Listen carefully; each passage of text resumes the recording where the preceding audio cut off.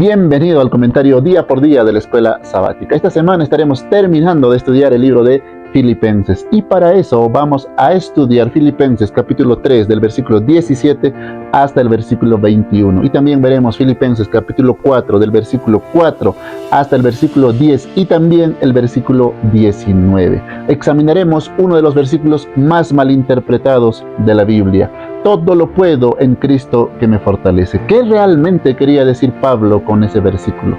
Y también veremos quiénes son los enemigos de la cruz. Y también veremos a qué se refería Pablo cuando dijo, nuestra ciudadanía está en los cielos. Y el título para esta semana es una ciudadanía celestial. Sin más, vamos con el primer día, pero antes te invito a que te suscribas al canal y también puedas dejar tu pedido de oración en los comentarios y también puedas unirte a una comunidad en WhatsApp de Escuela Sabática. Te he dejado el link en el primer comentario. Ahora sí, vamos con el primer día y el título es Modelos. Es el título para el día domingo y en este día vamos a estudiar Filipenses capítulo 3 del versículo 17 hasta el versículo 19.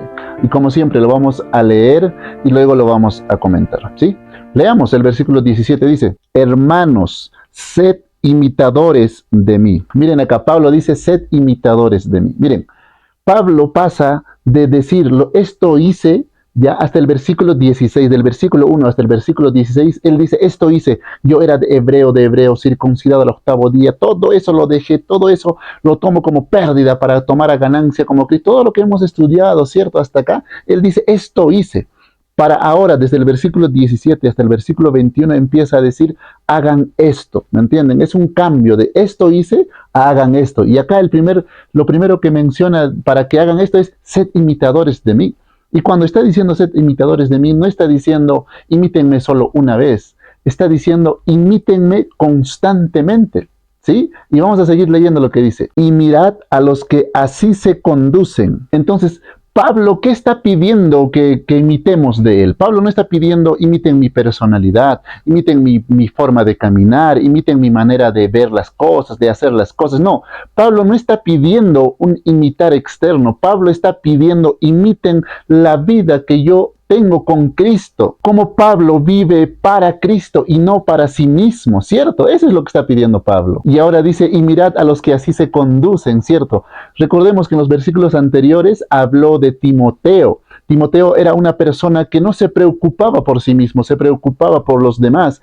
También hablamos de Epafrodito. Epafrodito igual, ¿no? Apostaba su vida, daba toda su vida por Cristo. Entonces, imiten mi vida, dice, imítenme a mí, no mi forma de caminar, nada, sino como yo estoy dejando todo, ¿cierto? Dejando mi hebreo de hebreos, todo lo que yo era por Cristo, al igual que aquellos que así se conducen como a Timoteo, como a Epafrodito. Entonces está hablando de ellos. Y sigamos leyendo qué dice. Según el ejemplo que tenéis en nosotros. Y acá cuando dice, y mirad a los que así se conducen, cierto, hay una palabra mirad, y cuando dice mirad, no es simplemente de ver, ¿ok? Y cuando dice, y mirad a los que así se conducen, no está hablando de un ver, aquel, sino, está hablando de examinar, ¿ok? No es un mirar simple, es un observar, examinar realmente a los que así se conducen, observar atentamente, examinar con cuidado. Eso significa mirad cuando Pablo está diciendo que miren y examinen, o sea, examinen realmente a los que así se conducen,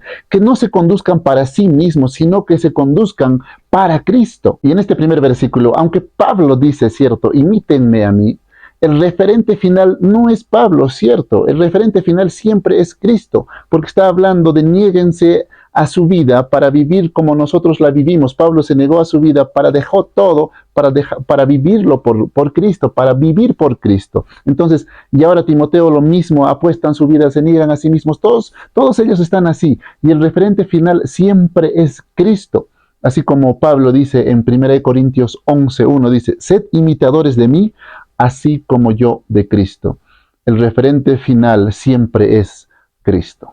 Ahora vamos a avanzar con el versículo 18. Y en este versículo vamos a ver quiénes son los enemigos de Cristo. Vamos a leer el versículo 18. Dice, porque por ahí andan muchos. Pablo inicia diciendo andan muchos. La palabra andan significa una conducta habitual, o sea, un estilo de vida continuo. Los que vamos a hablar en este momento tenían su dirección de vida habitualmente, su estilo de vida hacia ese lado. ¿Hacia cuál lado? Ahorita lo vamos a ver, ¿sí? Entonces, hay muchos que están andando con su vida, con su estilo de vida hacia esta dirección. Eso es lo que Pablo está diciendo acá. Inicia con eso. Entonces, continuemos leyendo. De los cuales os dije muchas veces, dice. De los cuales os dije muchas veces. Miren, Pablo tuvo que hacer una advertencia constante, una advertencia repetitiva, ¿cierto? Les dijo muchas veces. ¿De quiénes? De los que andan a su vida hacia ese lado, que son muchos, dijo, ¿cierto? No son pocos los que andan hacia ese lado. Y Pablo les advirtió varias veces, miren, nosotros no vamos a perdernos por ignorancia, nos vamos a perder por resistencia. Acá Pablo les ha advertido, les ha enseñado constantemente, muchas veces. ¿De quiénes les ha enseñado? ¿De quiénes les ha advertido? Vamos a continuar con la lectura. Y aún ahora lo digo llorando, llorando, duelo real, un dolor profundo. Miren, la advertencia que Pablo les dice de las personas que ahorita vamos a ver, les advirtió muchas veces. Y lo está diciendo de un quebranto real, de un dolor real. Y lo dice ahora llorando, dice, desde el dolor de un quebranto real. ¿De quiénes les advierte realmente Pablo? Miren, dice, ahora lo digo llorando, que son enemigos de la cruz de Cristo. Enemigos de la cruz. ¿Quiénes son los enemigos de la cruz? Miren, para entender quiénes son los enemigos de la cruz, tenemos que diferenciar quiénes son los enemigos de la cruz y qué implica la cruz. Porque si entendemos qué implica la cruz, entenderemos quiénes son los enemigos de la cruz. ¿Sí? Acá Pablo no está hablando, miren, de los romanos. Pablo no está hablando de gente atea, de gente que está confundida. Pablo está hablando de enemigos reales, no gente confundida, no gente que no conoce a Cristo, no.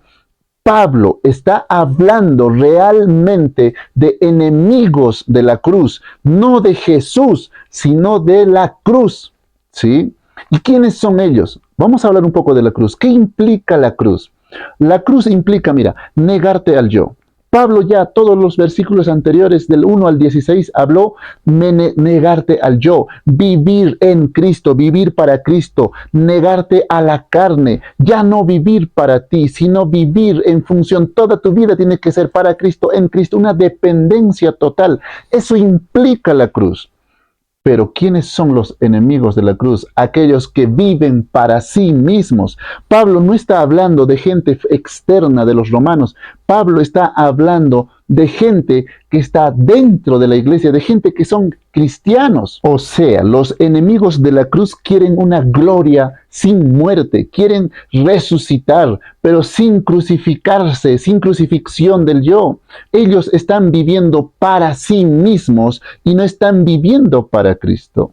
Ellos son los enemigos de la cruz. Y yo te pregunto, llegados a este punto, ¿sí? ¿Realmente estás viviendo para Cristo o estás viviendo para ti? Si estás luchando por tus objetivos, tus metas, tus hijos, tus sueños, tus metas, tu casa, tu carro, no sé, lo que sea, entonces eres un enemigo de la cruz. Ciertamente no eres enemigo de Jesús, eres enemigo de la cruz porque la cruz pide negarte al yo, negarte a la carne, no vivir para ti, sino vivir en función a Cristo, en Cristo, depender completamente de Él. De esos está hablando. Ellos son, y por eso Pablo dice, andan, ¿cierto? Andan su vida en dirección a ese lado. Son muchos, dice Pablo.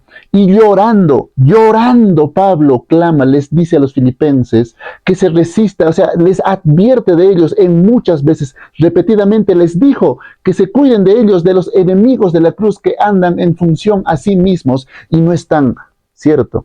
Muriendo al yo. ¿Cómo estás con eso? ¿Sí? Y para confirmar todo esto, vamos a terminar en este primer día con el versículo 19. Veamos. El fin de los cuales será perdición, o sea, la ruina total, la destrucción definitiva, la pérdida irreversible. Ese es el fin de ellos. ¿cierto? Y sigamos leyendo, mira lo que dice, cuyo Dios es el vientre. Esto es muy interesante, ¿sí? Su Dios de ellos no es Dios, ¿cierto? Ellos no niegan a Jesús, pero su Dios de ellos no es Dios, su Dios de ellos es su vientre. Y cuando dice vientre, estoy seguro, ¿cierto? Que tú entiendes que simplemente no se está refiriendo a la comida, sino a los deseos que ellos tienen. O sea, ellos seguían por sus deseos, no seguían por Dios. La cruz dice, niégate a ti mismo. Eso dice la cruz, pero ellos no seguían por la cruz. Ellos seguían por sus deseos, lo carnal, lo que ellos más quieren, sus anhelos, sus deseos, sus metas, sus objetivos. Eso es lo que los guía a ellos, no los guía la cruz. Y continúa diciendo, y cuya gloria es su vergüenza. Entonces, y cuya gloria es su vergüenza, miren, o sea, ellos se glorían de eso, ellos se glorían de que están alcanzando eso para sí mismos, por sí mismos, para sí mismos, egoístamente, su orgullo, estoy alcanzando esto. Como no los guía la cruz, ellos se glorían de eso. Entonces Pablo dice, su gloria es su vergüenza, dice. Ellos se glorían de eso cuando esto que están consiguiendo debería de ser vergüenza. Pero ellos se glorían de eso, porque Pablo, ¿qué dijo? Pablo desechó todo, soy hebreo de hebreos, fariseo, todo eso lo desechó. Su gloria de lo que ellos consideran gloria, para Pablo es vergüenza. Entonces Pablo dice, lo que ellos consideran su gloria es vergüenza, ¿sí? Y mira, continúa diciendo que solo piensan en lo terrenal. Piensan, dice, en lo terrenal. Cuando dice piensan, está hablando de su sistema de valores. No está hablando simplemente de un pensar momentáneo. Ay, pensé en esto, pensé en mi casa, pensé en lo... No, está hablando realmente de lo interno, de su sistema de valores, de lo que realmente su motivación interna no es Cristo, son ellos mismos. Miren, Pablo está acá definiendo al falso creyente. Hermanos, es muy fácil aceptar a Jesús, pero podemos caer en solo aceptar a Jesús sin la cruz, porque la cruz implica negarte a lo que tú quieres para hacer la voluntad de Dios. ¿Cómo estamos con eso? ¿Cómo estás con eso? ¿Realmente estás viviendo en Cristo? ¿Estás viviendo para Cristo? ¿Tu mundo gira en derredor de Cristo? ¿O tu mundo gira en derredor a tus hijos? ¿O tu mundo gira en derredor a tu pareja, a tus familiares, a tus objetivos, a tus metas? ¿Qué está realmente dirigiendo tu vida? ¿Quién? ¿Es Cristo o tus deseos o tu vientre? ¿Tienes a Dios como Dios o tienes a Dios como tu vientre? ¿Quién está dirigiendo tu vida? ¿Eres ciudadano celestial o eres un enemigo de la cruz? Vamos ahora a avanzar con el día lunes. Permanezcan firmes en el Señor. Ese es el título para el día lunes. Y en este día vamos a estudiar el versículo 20 y 21 de Filipenses 3. Lo vamos a leer y lo vamos a comentar. Versículo 20 dice, mas nuestra ciudadanía está en los cielos. Y acá Pablo es interesantísimo, ¿cierto? Pablo hace un cambio, un contraste radical. Estaba hablando de los que tienen la mente en lo terrenal, estaba hablando de que van a ir a perdición, ya no hay salvación, ellos se guían por sí mismos. Todo eso estaba hablando Pablo y ahora hace un cambio radical. Y dice, nuestra ciudadanía está en los cielos. Esta frase es muy interesante. ¿Por qué? Porque recordemos que Pablo les está escribiendo a los filipenses. Y saben que los filipenses, ¿cierto? A inicio hemos estudiado que los filipenses eran una colonia romana, pero vivían en Macedonia. O sea, estaban lejos, un poco lejos de Roma, pero vivían en Macedonia. Pero se regían bajo las leyes de Roma. No estaban en Roma, pero estaban en Macedonia, pero se regían bajo la autoridad de Roma. Por eso era una colonia romana. O sea, ellos entendían realmente lo que Pablo les estaba diciendo, ¿cierto? O sea, es como que yo te diga a ti, yo estoy en Perú ahorita, entonces yo me voy a vivir a Estados Unidos. Y llego a Estados Unidos, ¿cierto? Pero no me rijo bajo las leyes de Estados Unidos. Me rijo bajo las leyes de Perú. Imagínate. Y llega una carta a mí y me dice, tú no eres ciudadano de esta tierra, tú eres ciudadano de los cielos. Tú te riges, ¿cierto? Tú te riges no bajo los mandamientos, las leyes de este mundo. Tu autoridad está allá en los cielos. O sea, los filipenses entendían perfectamente lo que Pablo les estaba diciendo. Nuestra ciudadanía está en los cielos. O sea, vivimos aquí, pero nuestra lealtad y nuestra autoridad es de otro reino. ¿De dónde? En los cielos. Y vamos a ver, vamos a continuar con lo que dice. De donde también esperamos al Salvador, al Señor Jesucristo. Miren, es impresionante lo que Pablo dice acá. Esperamos, dice, esperamos con una expectativa anhelante. No es un esperar pasivo, es un esperar anhelante, expectativa, con una expectativa de esperar realmente a quién, al Salvador, el Señor Jesucristo. Cuando dice al Salvador, en ese entonces el Salvador era considerado el César. El Salvador era un título para el César. Entonces, Pablo está diciendo acá, no, Roma, no es el Salvador, no es César. El Salvador es el Señor Jesucristo. Está bien, vivimos acá en esta tierra, pero nosotros esperamos anhelantemente, ¿cierto?, a nuestro verdadero Salvador, al Señor Jesucristo. Este Salvador no, al verdadero Salvador. Pablo hace una declaración tanto política como espiritual. Está ahí destrozando todo en una carta, miren, ¿cierto?, al Salvador, al Señor Jesucristo. Entonces, el cristiano no pertenece al mundo, vive aquí, pero no pertenece, no se define por aquí. Hermano mío, tú y yo no pertenecemos, nuestra ciudadanía está en los cielos. Vamos a continuar con el versículo 21. El cual transformará el cuerpo de la humillación nuestra. Entonces, acá Pablo dice, ¿qué va a hacer este Señor Jesucristo? Está hablando el Salvador, el Señor Jesucristo, ¿cierto? Entonces dice, ¿qué va a hacer este Señor Jesucristo? Va a transformar nuestro cuerpo de humillación, ¿cierto? Entonces, nuestro cuerpo de humillación, démonos cuenta de algo, dice transformará, no dice destruirá este cuerpo y va a ser otro nuevo, no dice eso, va a transformar. Tu identidad va a permanecer, la identidad que tú tienes va a permanecer. Lo que va a transformarse es este cuerpo de humillación. Lo corruptible, este cuerpo corruptible será incorruptible. Este cuerpo que es pecaminoso será sin pecado. Este cuerpo sin gloria, ¿cierto? Este cuerpo de pecado ahora será con gloria. Este cuerpo mortal, ¿cierto? Ahora será inmortal.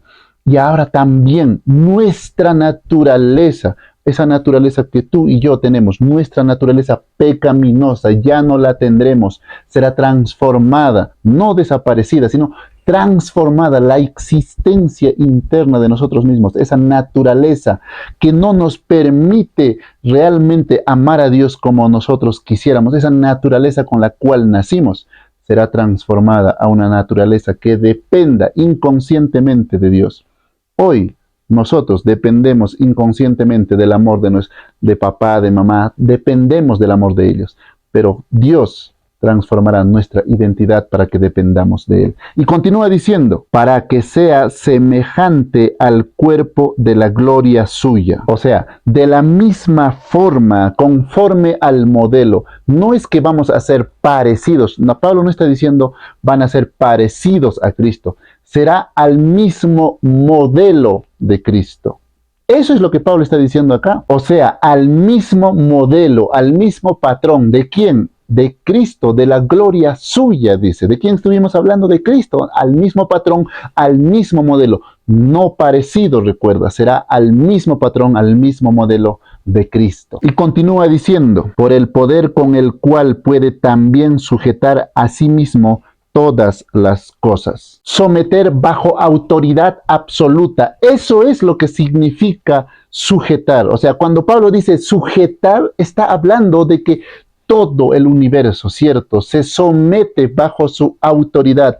Ese poder que sujeta todas las galaxias, todo el universo entero, ese poder, ¿sí?, va a transformar tu cuerpo de humillación. O sea, el mismo poder que somete al universo bajo su autoridad es el poder que nos transformará a nosotros. Y déjame un amén ahí en los comentarios por esto. Entonces, ¿qué está diciendo Pablo? ¿Qué hará Cristo? Transformará. ¿Qué va a transformar? Nuestro cuerpo de humillación.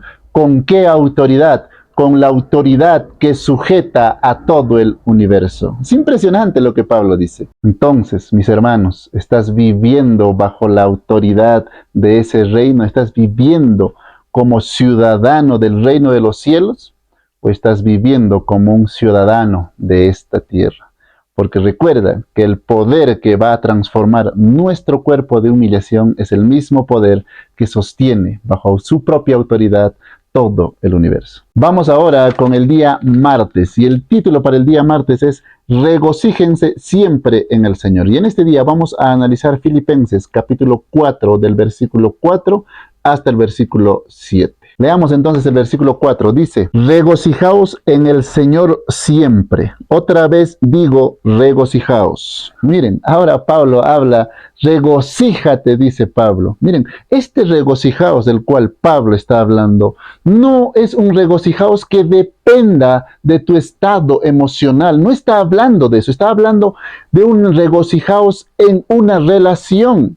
Miren, no es regocijaos en lo que pasa, es regocijaos en la relación que tú tengas en el Señor. Y luego dice siempre, regocijaos siempre, dice.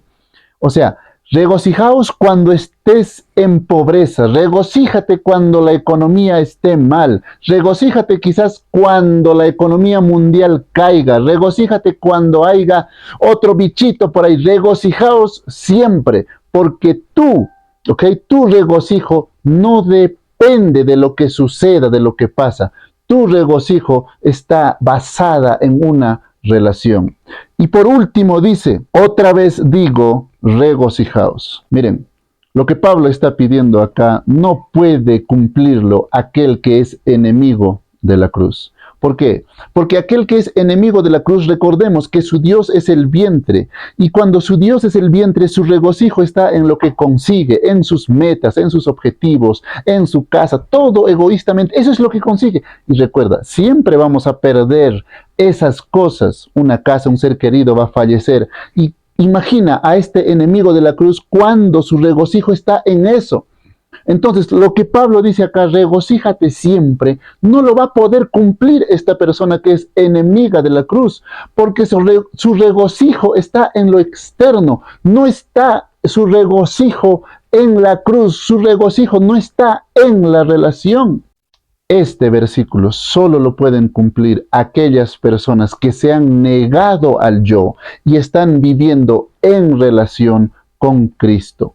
Pero si tú estás viviendo en regocijo como los enemigos de la cruz, tu regocijo está en conseguir tus metas, tus objetivos, todo eso, en algún momento lo vas a perder y no vas a estar regocijado siempre. ¿Dónde está tu gozo? ¿Dónde está tu regocijo?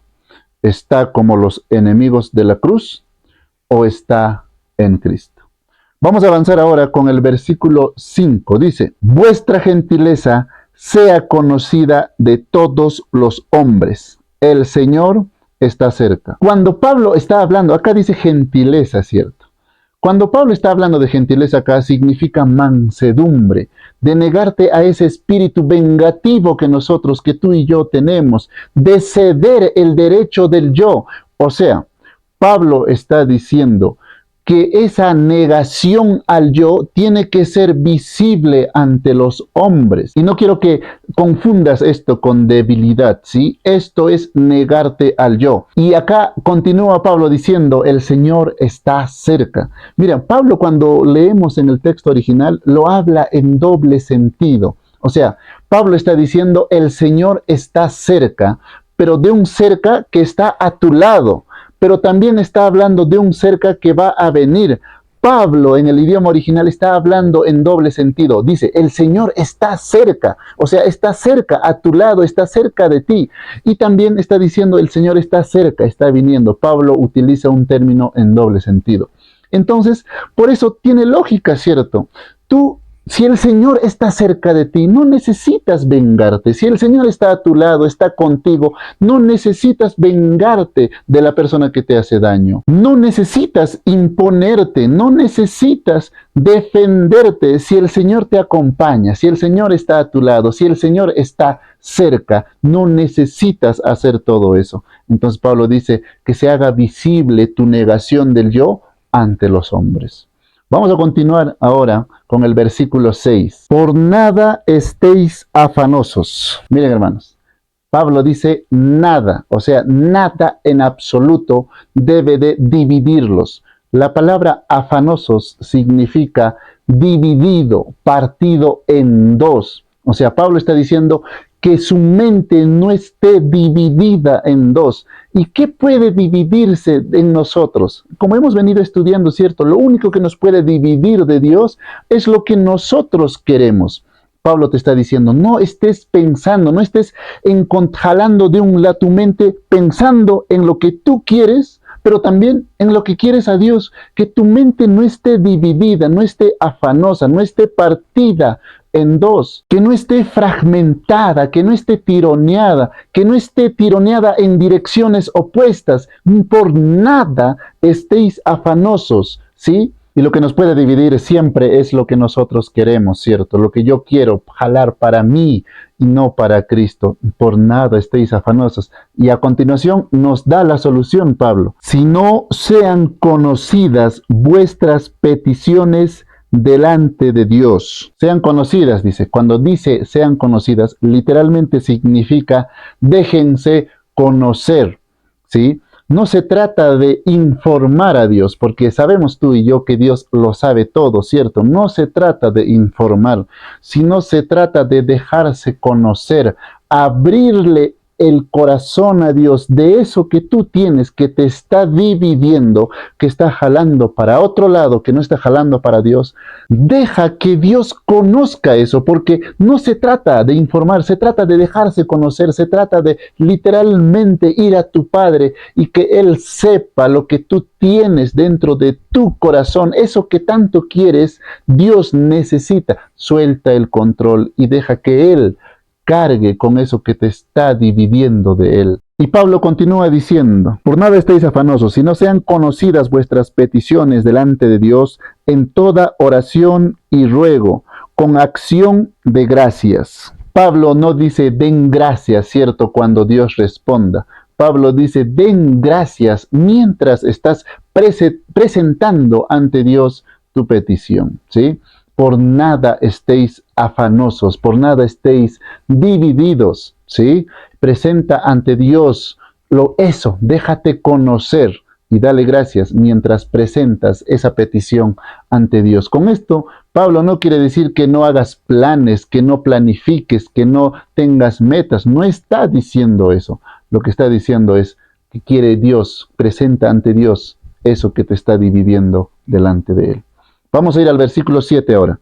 Dice, y la paz de Dios que sobrepasa todo entendimiento. Quiero que seamos conscientes de algo. Pablo acá dice la paz de Dios, no dice la paz con Dios.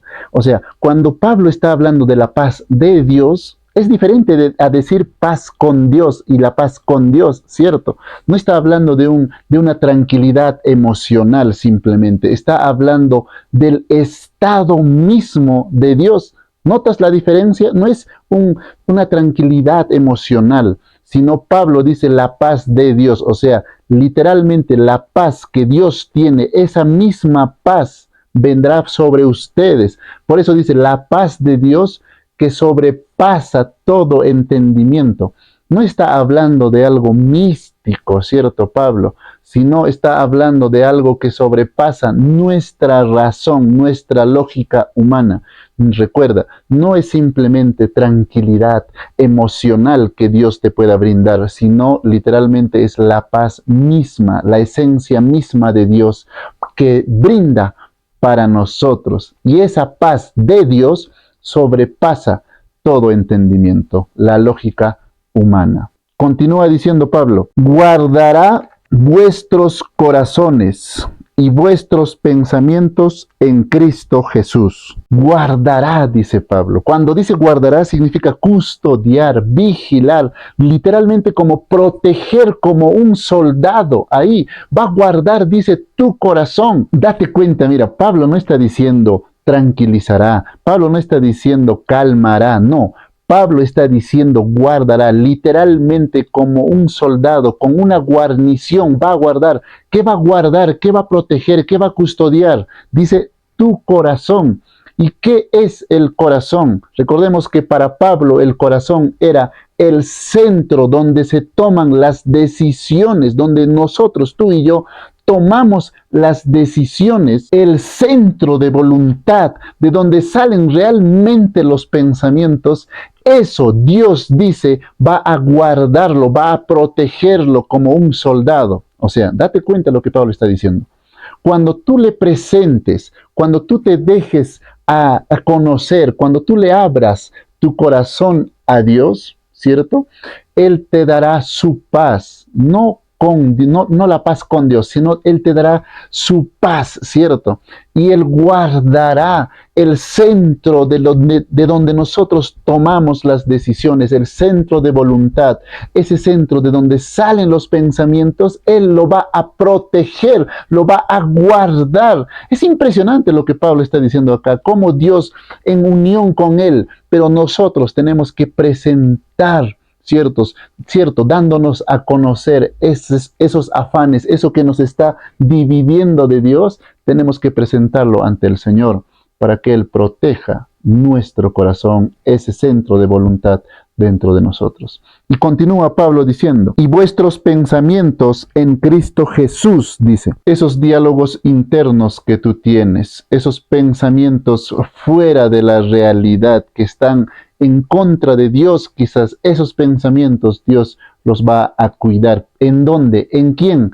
En Cristo Jesús, dice, mira, fuera de Jesús puedes encontrar una paz momentánea, como lo dijo Jesús, pero en Cristo Jesús vas a encontrar realmente una protección real a tus pensamientos, a tu centro de voluntad, a tu corazón. En Cristo hay custodia real, en Cristo hay paz real. ¿Qué está dividiéndote de Cristo? ¿En qué estás afanado? ¿Qué está dividiéndote? ¿Qué está partiéndote de Dios? Preséntale eso al Señor y Él guardará como un soldado tu centro de voluntad, tu corazón y tus pensamientos. Vamos ahora con el día miércoles y el título para el día miércoles es Piensen en esto. Y en este día vamos a estudiar los versículos 8 y 9 de Filipenses 4. Leamos el versículo 8, dice, por lo demás, hermanos, todo lo que es verdadero, todo lo honesto, todo lo justo, todo lo puro, todo lo amable, todo lo que es de buen nombre, si hay virtud alguna, si algo digno de alabanza, en esto pensad. Por lo demás, dice Pablo. Pablo no está terminando todavía, ¿sí?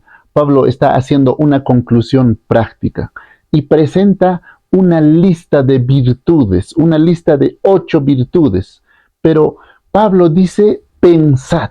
Vamos a analizar esta lista y la palabra pensar. Esto es muy importante, querido hermano, mira que lo entendamos.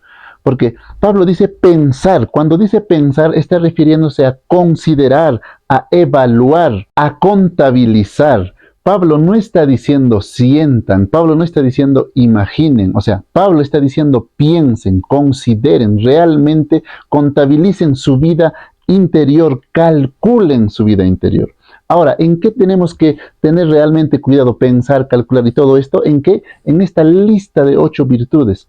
Ahora, esta lista, quiero que entendamos algo. En el tiempo greco-romano que Pablo está hablando, en el tiempo en el que Pablo está escribiendo todo esto, estaban los estoicos, los platónicos, los aristotélicos, ¿sí? Ellos, los estoicos más que todo, ¿sí? Ellos predicaban también esta lista que tú estás leyendo de Pablo, no es algo que Pablo se haya inventado, es una lista que esos estoicos sí utilizaban. Pero ¿cómo estos estoicos utilizaban esa lista? O sea, ellos decían que tenías que ser amable, tenías que ser de buen carácter, todo eso, pero por ti mismo. Pablo acá utiliza esa lista de los estoicos, pero lo redefine. Él dice, esta lista tú no lo vas a poder hacer por ti mismo. Esta lista tú lo vas a poder hacer en el Señor. Eso es lo que indirectamente o Pablo está diciendo en este versículo. Literalmente está diciendo eso porque ahora en nuestro tiempo también el estoicismo está de moda en los jóvenes, ¿cierto? Si es que lo has escuchado. En los tiempos de Pablo el estoicismo estaba ahí el estoicismo, el platonismo, el aristotelismo, estaba ahí y Pablo utiliza esa lista y lo redefine. No lo vas a poder hacer. Esta lista de virtudes, dice Pablo, no lo vas a poder hacer solo por ti mismo. ¿Por qué? Porque los estoicos decían eso. Los estoicos no se apegaban a ninguna religión, no estaban con los judíos, no estaban con ninguna religión. Ellos predicaban una vida buena. Tú puedes llegar a ser bueno por ti mismo, con tu propio esfuerzo humano. Esa era la lista de virtudes que los estoicos ofrecían. Ahora Pablo utiliza esa lista y lo redefine. Esto lo vas a hacer en Cristo Jesús. O sea, en la filosofía, la perfección nace de sí mismo a través del esfuerzo humano, ¿cierto? Él mismo se perfecciona. Pero en Pablo, las virtudes fluyen a través de Cristo. La fuente de todo se presenta a Cristo, ¿sí? Y leamos las virtudes, esa lista de virtudes, a ver. Dice, verdadero, o sea, en Pablo recuerda, la verdad siempre está ligado a Cristo. Dice luego, honesto, digno, o sea, significa digno, noble, no es decente, moralista, es lo que eleva el alma, ¿sí? Justo, dice, justo significa conforme al carácter de Dios, alineado con su justicia, no con tu justicia, ¿sí? Continuemos. Dice, puro, puro significa sin mezcla, sin contaminación. Y esto no solo se refiere a lo sexual, ¿cierto? Sino a las intenciones que tú tienes, ¿sí? Continuamos. Amable, o sea, lo que despierta amor, lo que despierta armonía. Continuemos. De buen nombre, dice, o sea, de buena reputación, digno de hablarse delante de Dios, que no te avergüences, ¿cierto? De buen nombre. Y continúa diciendo, si hay virtud alguna, si algo digno de alabanza, en esto pensad. Recuerda, esto no es piensa positivo, si no tienes que pensar positivo. No, esto no, Pablo no está diciendo en piensa positivo.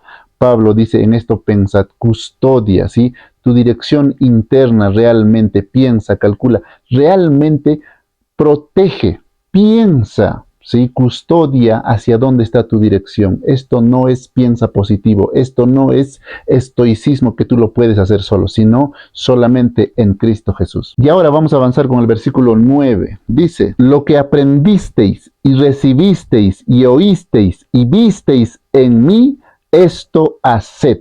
Esto no es redundancia, ¿sí? Pablo no está haciendo redundante. Mira, utiliza 4 verbos, ¿cierto? Aprender, recibir, oír y ver. Esos 4 verbos. Parece redundante, Pablo. Si esto aprende, parece redundante, ¿cierto? Pero no es redundancia. Veamos. La palabra aprender significa discipulado. O sea, aprender realmente no solamente es información ocasional, sino es una formación aprendiendo como un discípulo, o sea, realmente es un proceso formativo, ¿sí? Y luego dice, recibisteis. Cuando dice recibisteis, no es solamente la opinión de Pablo, sino lo que recibieron realmente, las enseñanzas, ¿cierto?, de Cristo, esas enseñanzas que recibieron. ¿Sí? Y el siguiente verbo es oísteis, ¿cierto? Las exhortaciones de Pablo, todo lo que estamos estudiando, esas cosas que ellos escucharon. Y al final dice, visteis. Y acá hay algo muy delicado, porque visteis en mí, dice Pablo. Pablo se presenta como el modelo. Y esto es muy delicado. ¿Por qué? Porque Pablo se presenta como un modelo. Pero quiero que diferenciemos. Pablo no se presenta como un modelo moral, ¿ok? Pablo se presenta como un modelo de vida transformada en Cristo. Recordemos que dejó todo, ¿cierto? Ese es el modelo que está presentando, ese es el modelo, porque Pablo siempre decía, sed imitadores de mí, así como yo de Cristo. Eso decía Pablo, ¿cierto? Y continuemos con el texto, dice, esto haced, y el Dios de paz estará con vosotros. Cuando dice esto, haced, no, Pablo no está diciendo hazlo una vez. Pablo está diciendo háganlo constantemente, ¿sí? Y el Dios de paz estará con vosotros. Recuerda, no es un sentimiento de tranquilidad. El Dios de paz, o sea, ese Dios de amor, el Dios de paz, dice, ese mismo Dios, su esencia misma, el mismo Dios, el mismísimo Dios, estará con ustedes, estará con vosotros, dice Pablo. Pablo no está diciendo, miren, si hacen esto, Dios vendrá. Pablo no está diciendo eso. Pablo está diciendo, si ustedes viven conforme al Evangelio, experimentarán la cercanía de Dios. Yo te pregunto, llegado a este punto, ¿estás siendo moralmente bueno? ¿Estás siendo solamente por fuera o por dentro que es moralmente bueno, sin depender de Dios? No estás experimentando la paz de Dios. Pablo diferencia en estos versículos un ser moral como los estoicos, que no dependían de una religión, sino de ellos mismos, moralmente buenos, ¿sí? Pablo redefine acá para esa lista hacerlo en Cristo. Y termina diciendo, ¿cierto? Y ustedes, si viven, entonces, de acuerdo al Evangelio, experimentarán al Dios de paz. Y ahora sí, vamos con el último día, y el título es Las claves del contentamiento. Y en este día vamos a analizar Filipenses capítulo 4, del versículo 10 hasta el versículo 13 y el versículo 19.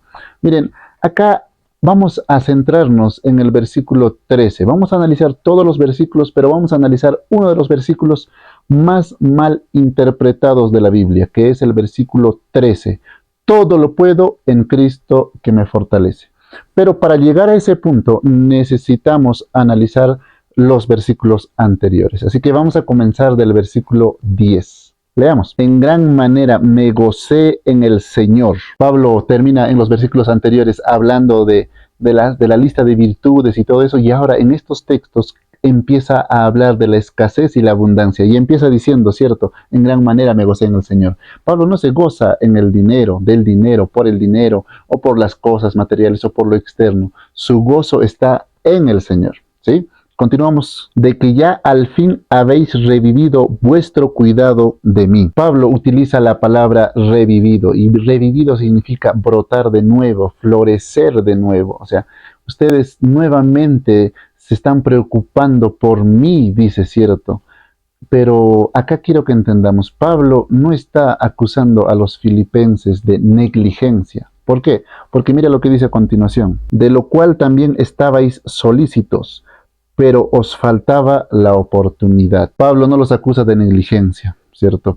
Los filipenses querían ayudar a Pablo, pero al parecer no había la oportunidad de hacerlo. Y ahora vamos a continuar con el versículo 11. Es muy necesario que entendamos el versículo 11, 12, los versículos que vienen a continuación para entender el versículo 13, ¿sí? Versículo 11 dice, no lo digo porque tenga escasez, pues he aprendido a contentarme. Miren, no lo digo porque tenga escasez. Pablo no está hablando desde un tema, no está quejándose, no está hablando desde una posición de queja, ¿sí? No está hablando desde una posición de victimización. No lo digo porque tenga escasez. No es que me falte, dice, no es que esté así, ¿sí? Sino que he aprendido a contentarme, dice, mira. Pablo ha entrado en un proceso de aprendizaje, de formación, de experimentación hacia el contentamiento. Miren, incluso Pablo no nació siendo contento. Quiero que entendamos, es pasar o estar en contentamiento, ¿sí? Pablo lo tuvo que aprender. Para estar en contentamiento, Pablo lo tuvo que aprender. O sea, el don del contentamiento no es algo automático que tú y yo tengamos después de nuestra conversión, sino es algo que se aprende. Incluso Pablo, mira, Pablo, estamos hablando de Pablo, incluso Pablo tuvo que aprender el contentamiento. Esto es muy importante porque en los tiempos de Pablo se hablaba de contentamiento. ¿Qué era el contentamiento en el mundo grecorromano, en ese mundo del estoicismo? Ellos decían, mira, Tú tienes que aprender a ser independiente, no a depender. Tu contentamiento, decían ellos, no depende de lo externo. Tu contentamiento tiene que depender de lo que tú eres, de quién eres. O sea, el contentamiento del estoicismo estaba enfocado más en ellos, en la independencia. Decían, soy independiente de las cosas. No dependo de las cosas, no dependo de las cosas externas. Mi contentamiento viene de mí. Date cuenta, eso era el contentamiento en el mundo grecorromano, en el estoicismo. E incluso hasta ahora, ¿cierto? Porque hablan hoy también que yo no dependo de mi pareja, yo no debo depender de nadie, o sea, cierto, pero dependen de sí mismos. Es una independencia estoica. Eso ya viene desde los grecorromanos, desde el tiempo de Pablo. Pero Pablo acá habla de un contentamiento en el Señor. ¿Por qué? Porque en el versículo 13 dice, todo lo puedo en Cristo que me fortalece. Ahora, Pablo continúa diciendo, he aprendido a contentarme cualquiera que sea mi situación. Literalmente, Pablo dice, en las cosas que me encuentro. Y ahora, diferenciemos entonces cuál es el contentamiento mundano y el contentamiento cristiano, el contentamiento del cual Pablo está hablando acá. El contentamiento mundano es, todo me es indiferente. No me importa la injusticia que esté pasando en el mundo, todo me es indiferente a mí. Me da igual si yo sufro, me da igual el sufrimiento del mundo, todo me es indiferente, es más indiferencia, ¿sí? Y acá, en el contentamiento cristiano del cual Pablo habla, es estabilidad interior en medio del dolor. Miren, el contentamiento de Pablo no es que elimina o eres indiferente al dolor. Lo que elimina el contentamiento cristiano es la desesperación, porque Pablo acepta toda la escasez, el dolor. Pablo en todos los textos que hemos analizado anteriormente no quita el dolor, no dice soy indiferente al dolor, él acepta el dolor. Pero lo que el contentamiento cristiano quita es la desesperación, o sea, es estabilidad interior en medio del caos exterior. No elimina el dolor, sino lo que elimina es la desesperación. Entonces, en lo mundano es autosuficiencia, indiferencia, ¿sí? En lo cristiano es Cristo lo suficiente, ¿sí? Vamos a continuar ahora con el versículo 12. Sé vivir humildemente y sé tener abundancia. Humildemente, sé estar humillado también, ¿cierto? Sé estar humillado, o sea, estar en el sufrimiento. Pablo habla del sufrimiento y también de la abundancia. No solo es sufrir, ¿cierto? También es pasar las pruebas en la abundancia. En la abundancia también tenemos pruebas, ¿cierto, mi hermano? Y continúa diciendo, en todo y por todo estoy enseñado. Cuando dice enseñado, dice iniciado. En ese mundo grecorromano había muchos ritos de iniciación para entrar a cultos secretos y demás. Pablo dice, yo en todo he sido iniciado, en otras palabras. Utiliza una palabra secreta como iniciación y él revela el secreto. Él dice, en todo esto he sido iniciado. El secreto es la relación que tú tengas en Cristo, ¿sí?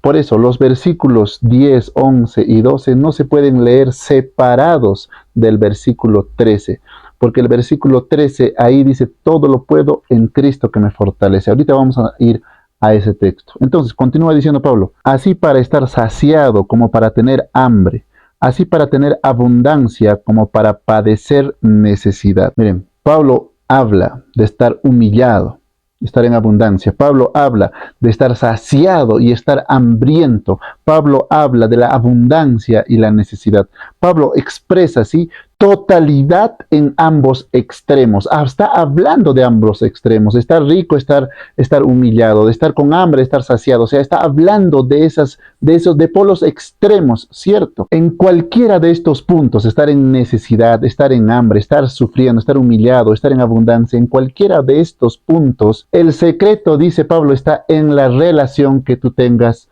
con Cristo, ¿sí?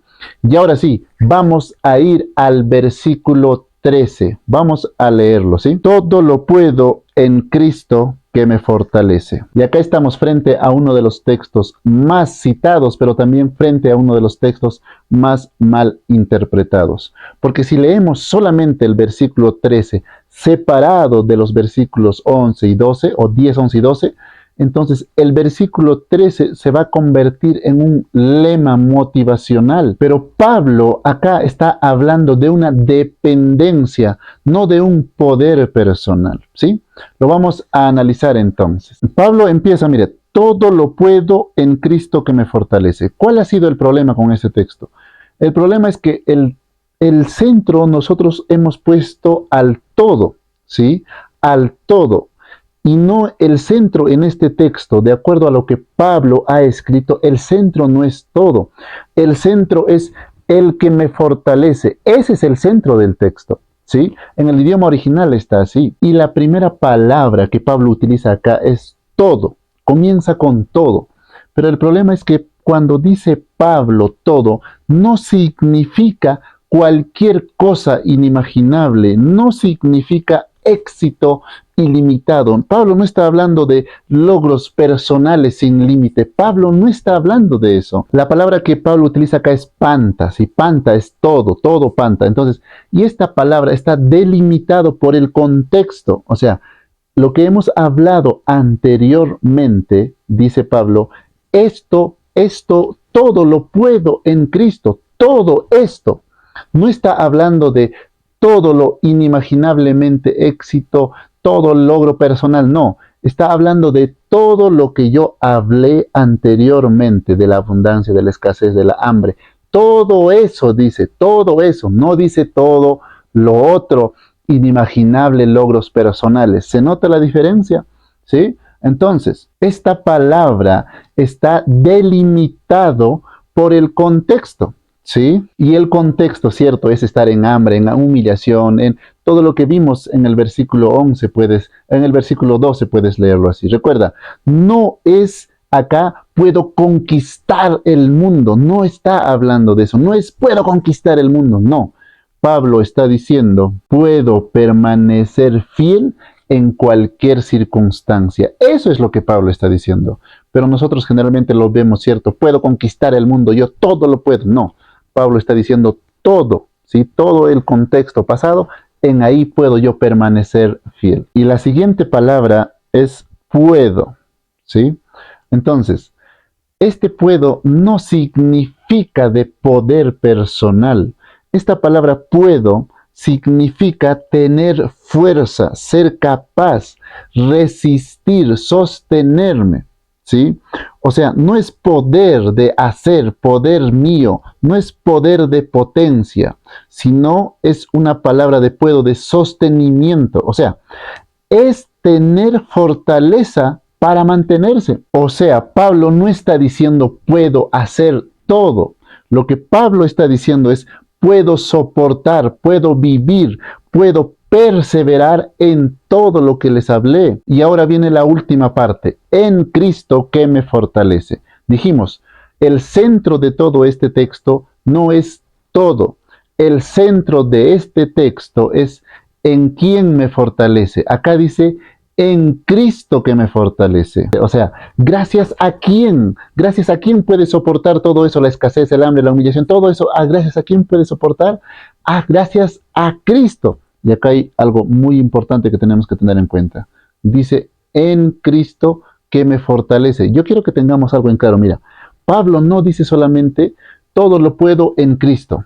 ¿Sí? No, ¿por qué no Pablo no puso solamente todo lo puedo en Cristo, así nomás? Pudo haber dicho eso, pero recuerdo, yo te dije, acá el texto, lo central es que me fortalece, no es el todo, con eso iniciamos, ¿cierto? Entonces, lo central de esto es que me fortalece, la acción continua de quién, de Cristo. Eso es lo que Pablo quería centrar, ese es el texto, eso es lo que Pablo quería enfocarnos, que siempre Cristo está fortaleciéndonos de una manera continua.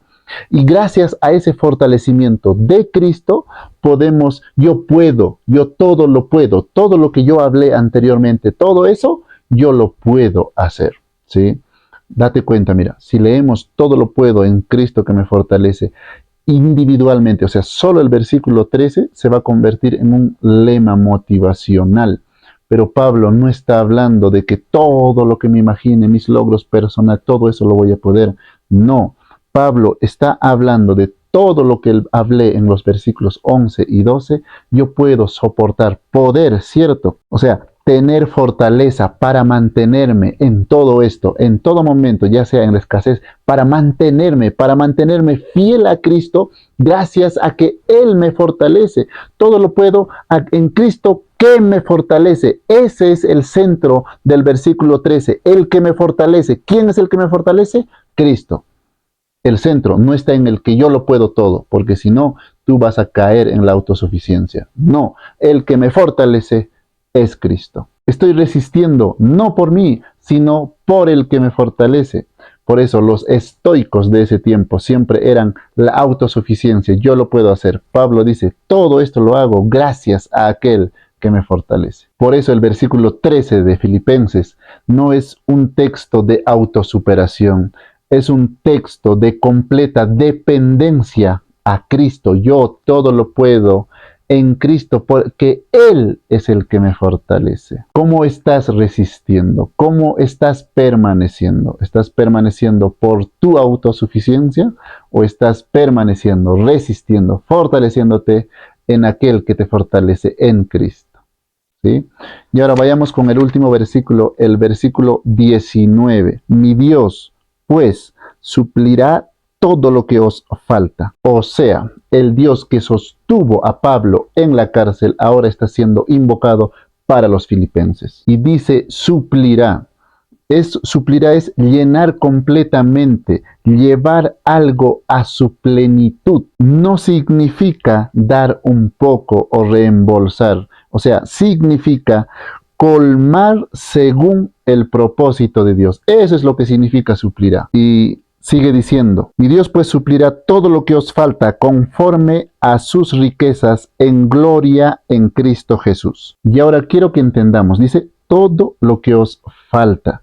Cuando dice todo lo que os falta, significa carencia real, carencia objetiva, lo que es requerido. Quiero que entendamos bien esta parte. O sea, lo que se requiere, lo que falta realmente para cumplir sus propósitos. No está hablando de tus deseos, no está hablando de lujos, de capricho. Está hablando de lo que te haga falta para cumplir su propósito, porque dice conforme a sus riquezas, y cuando Pablo habla de riquezas, no habla siempre de riquezas materiales. Pablo siempre habla en un tono teológico, en un tono espiritual. Entonces tenemos que entender que acá Pablo no está hablando, no está prometiendo abundancia autónoma, no está hablando de eso, porque dice en gloria en Cristo Jesús. O sea, Pablo no está hablando de una abundancia autónoma, sino Pablo está hablando de un sostén, ¿cierto? De sostenerte en la misión, de lo que te haga falta para cumplir el propósito.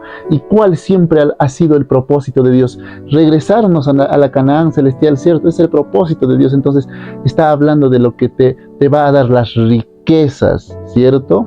De lo que te haga falta en lo espiritual, en la parte espiritual, para que cumplas el propósito de Dios. No está hablando, no está diciendo que Dios te ha dado un cheque en blanco y tú puedes poner un 9 ahí, después 00099. No está hablando que Dios te dio un cheque en blanco. Es una afirmación cristocéntrica. Este texto no es una fórmula para la riqueza. Entonces, ¿qué está diciendo este versículo 19? El versículo 19 no está prometiendo al creyente todo lo que él quiere. Este versículo está prometiendo al creyente todo lo que necesita para permanecer en Cristo. O sea, Dios está dispuesto a darnos todo para estar en Cristo, no para nuestro deleite. Porque recuerda, solo mediante Cristo podemos volver a la patria celestial.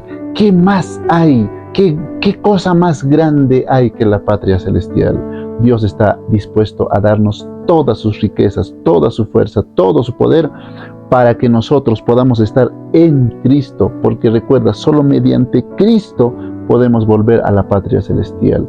y Dios está dispuesto a darnos todo eso para permanecer fieles en Cristo.